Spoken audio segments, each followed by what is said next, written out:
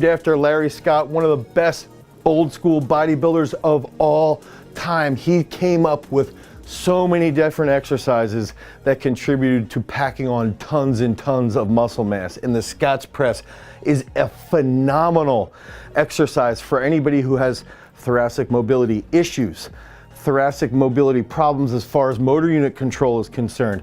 Even if they have problems retracting their scaps, the Scott's press will force you to retract your scaps. And a lot of guys will not only get a spasm inside their rhomboid, they're gonna get it in some of these lifters in their traps and their erectors. One of the reasons why this is such a unique movement is because there's no elbow extension involved. What we want to do is we want to establish our elbows at about a 90-degree angle. And while we're holding dumbbells, and sometimes we even like to use bands if we're warming up with the Scott's press before a training session, we want to get our elbows to rise as high as we possibly can just before those dumbbells make contact, and then bring them down just below around nipple height and then back up. And what that's going to do is it's going to get your shoulders warmed up through a full range of motion.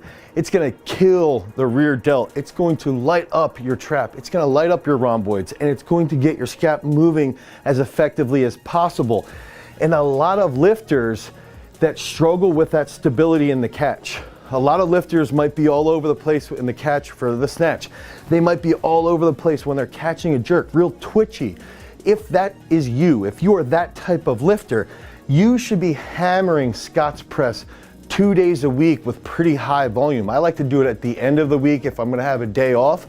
We might do 4 or 5 sets of 17 reps, and that's gonna create a lot of sarcoplasmic hypertrophy, which is going to improve the size of the muscle, which can then put out a little bit more force and help you be more stable. But it's also going to help you operate your upper back as effectively as possible. And again, this is an old school bodybuilding movement.